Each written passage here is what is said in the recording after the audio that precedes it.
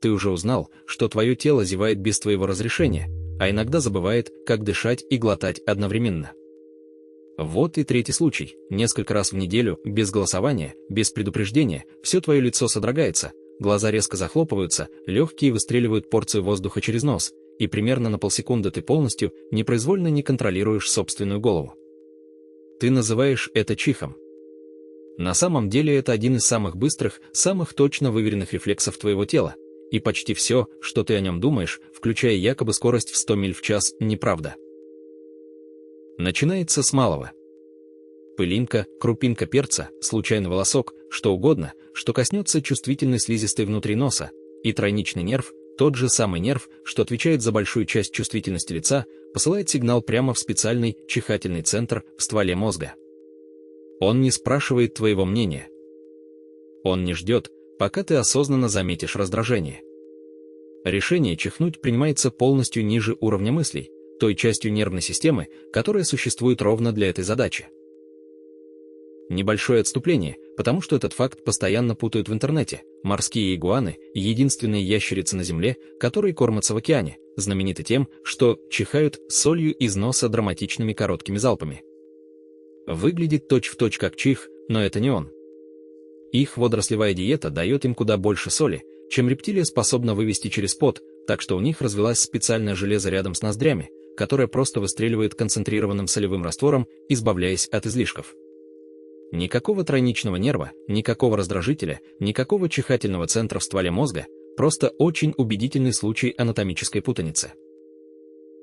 У тройничного нерва есть второй, менее очевидный способ сработать, и ты, скорее всего, чувствовал его, не зная названия: гастрономический ринит, насморк и иногда чих, которые накрывают посреди острой еды.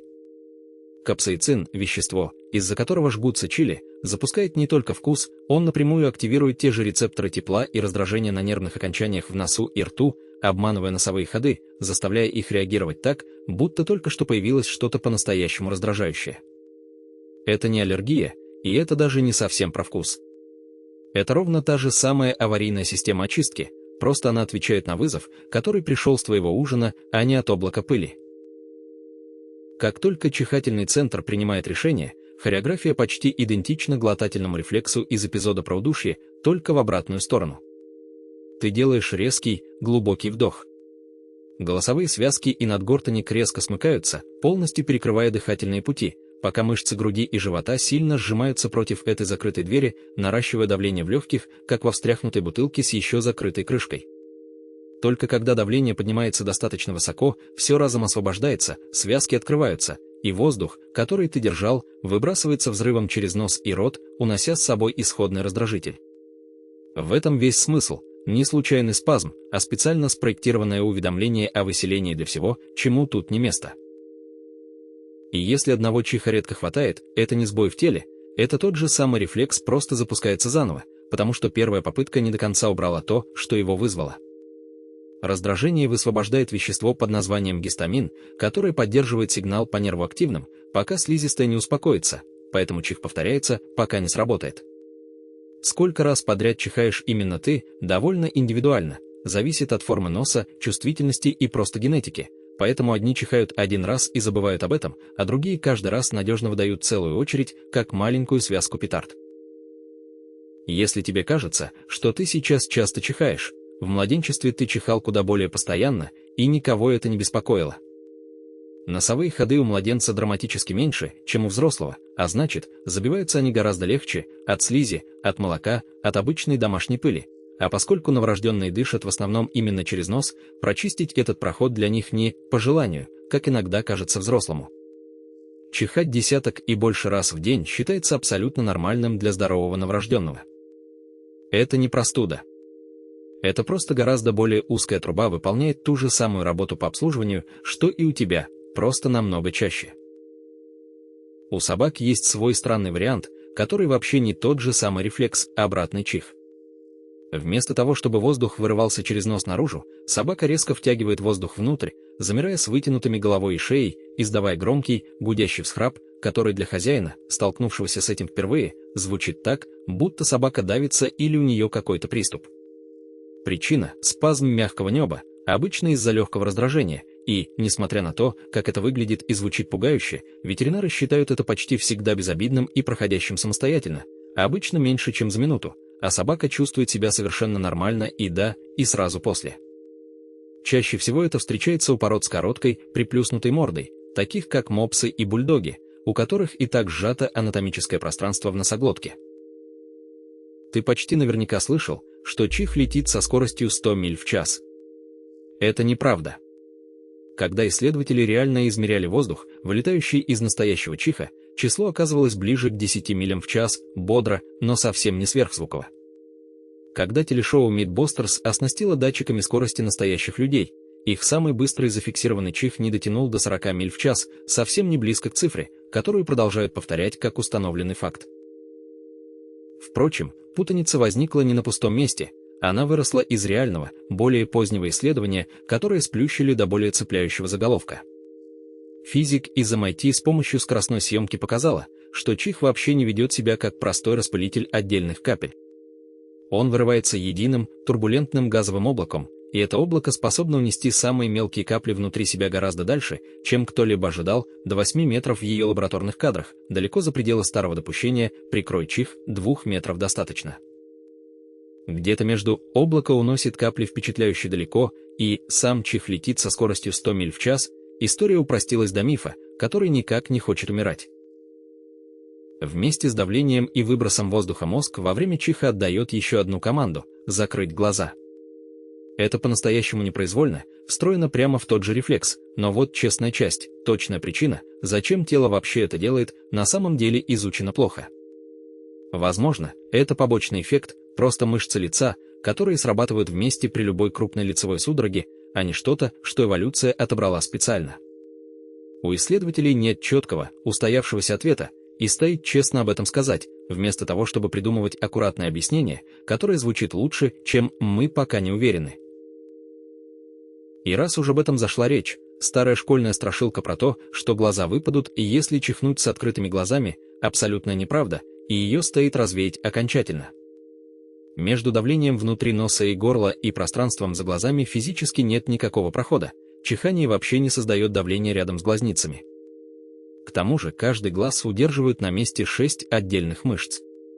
Люди довольно часто случайно чихают с открытыми глазами, и во всей медицинской литературе нет ни одного зафиксированного случая, когда чих выбил бы глазное яблоко. Рефлекс все равно закрывает глаза. Просто не для защиты от взрыва, которого никогда и не должно было случиться. Примерно у каждого шестого, каждого третьего человека выход из темной комнаты на яркий солнечный свет вызывает не просто прищур, он вызывает чих мгновенно и надежно. Это реальный, задокументированный рефлекс с официальным названием, фатический чихательный рефлекс, и неофициальным, который звучит подозрительно в тему синдрома ИКУ. Триггером служит не сама яркость, а резкий, значительный скачок интенсивности света, выход из темного кинозала на полуденное солнце – классический пример, а взгляд на уже включенный свет постепенно обычно не срабатывает. Фатический чихательный рефлекс наследуется генетически, по схеме, при которой у ребенка-родителя с этой особенностью примерно 50% шансов унаследовать ее тоже. А если она у тебя есть, ты обычно будешь чихать одно и то же небольшое число раз, чаще всего 2-3, довольно стабильно при каждом срабатывании. По-настоящему необычно тут то, что рефлекс, предназначенный для очистки носа от раздражителей, запускается чем-то, чего физически в носу вообще нет, просто изменением количества света, попадающего в глаза. У исследователей до сих пор нет окончательного объяснения, почему световой триггер и рефлекс очистки носа оказались подключены к одной и той же цепи у одних людей и не у других.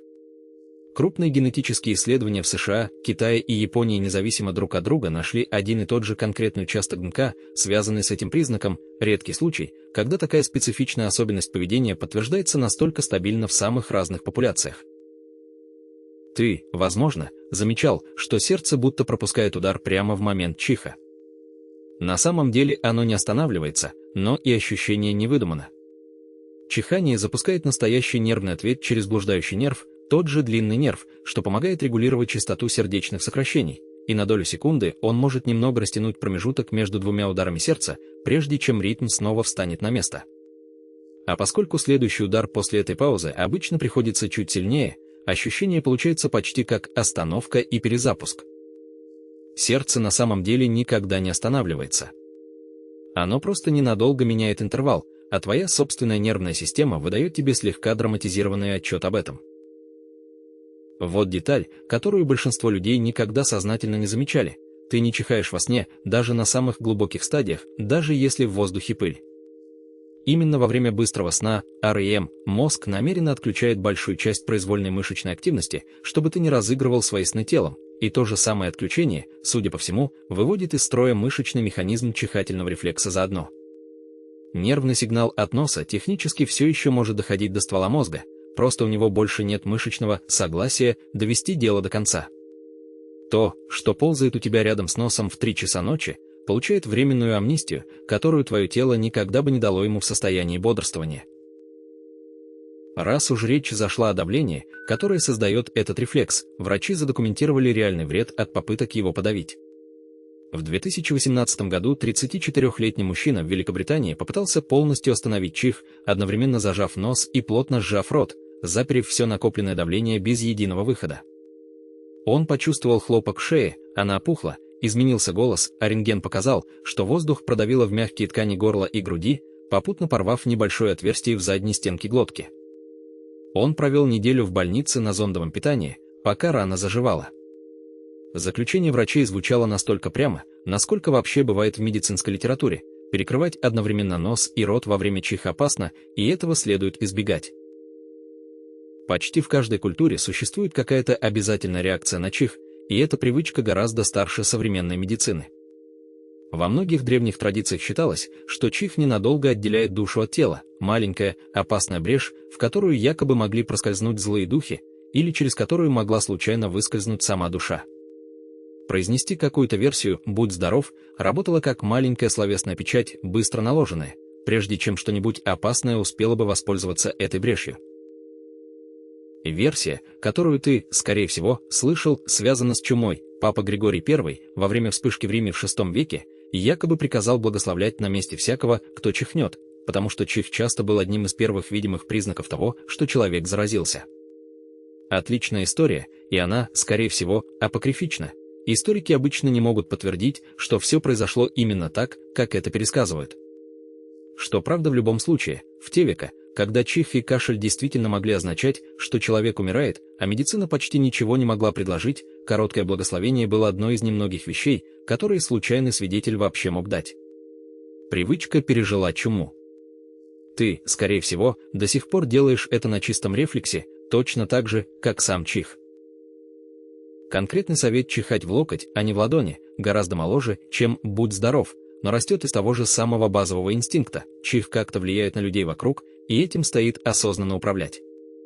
Рекомендация восходит к вспышке атипичной пневмонии SARS в 2003 году и куда шире распространилась во время пандемии свиного гриппа в 2009 по скучной и простой причине: руки постоянно касаются дверных ручек, кнопок лифта и других людей, а локоть почти никогда. Это не суеверие. Это ровно та же самая идея: твой чих на мгновение становится и чужой проблемой тоже, просто теперь она работает на микробной теории, а не на блуждающей душе. А на другом, совсем крайнем конце спектра, чих обычно длится секунду. Британская девушка-подросток по имени Донна Гриффитс держит рекорд Гиннесса за самый длинный задокументированный приступ чихания. Он начался в январе 1981 года и полностью не прекращался до сентября 1983, почти 2,5 года спустя. Только за первый год, по оценкам, она чихнула около 1 миллиона раз. Что бы ни вызывало реакцию ее чихательного центра, до него так и не дошло, что задача уже выполнена. Так что вот честная версия. Чих – это по-настоящему быстрый, точно спроектированный рефлекс, просто совсем не со скоростью 100 миль в час, и реальное исследование за этим мифом интереснее, чем сам миф. Твои глаза закрываются по причинам, которые никто до конца не выяснил. У действительно значительной части людей солнечный свет сам по себе способен запустить тот же самый рефлекс, по причинам, которые генетически реальны, но механически загадочны. Твое сердце каждый раз ненадолго перестраивает собственный ритм, мозг полностью отключает всю систему на время нормального ночного сна, а люди ритуально реагируют на чужие чихи дольше, чем понимают хоть одну деталь того, как они на самом деле работают. Рыба, к слову, ни разу в жизни не чихнула, ни носа, ни тройничного нерва, нечего защищать от пыли, которая под водой до нее в принципе никогда бы не добралась. Она просто тихо собирала нервы и рефлексы, которым сама применения не находила, для существа, которое несколько сотен миллионов лет спустя будет нуждаться в каждом из них, как правило, в самый неподходящий момент. Подпишись, это эволюционно выгодный выбор, в идеале где-то между чихами. В следующей серии инструмент у тебя в руке прямо сейчас работает именно так благодаря тому, что случилось с твоим большим пальцем почти 2 миллиона лет назад, задолго до того, как кто-то додумался собрать телефон.